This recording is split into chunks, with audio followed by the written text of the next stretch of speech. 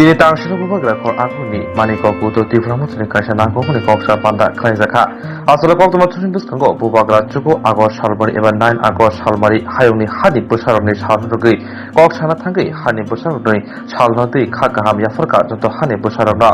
Aboni logi saka sungjani rajya salagi thangpano phiaba hani busarokni salno salai manglak.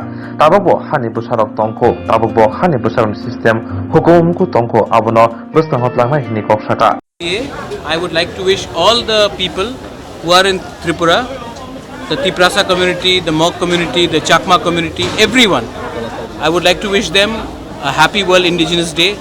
World Indigenous Day इससे पहले त्रिपुरा में नहीं मनाया जाता था, लेकिन इस बार ADC ने प्रोविज़न किया है कि हम लोग वर्ल्ड इंडिजिनस डे बड़े तरीके से बनाएं। ये इंडिजिनस डे एक बड़ा मैसेज है।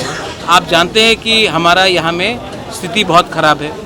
आप देखेंगे कि हमारा तिप्रासा का, चाकमा का, मॉक का, लारमा का कम्युनिटी जो बांग्लादेश में, उनके लिए भी सिचुएशन अच्छा नहीं है।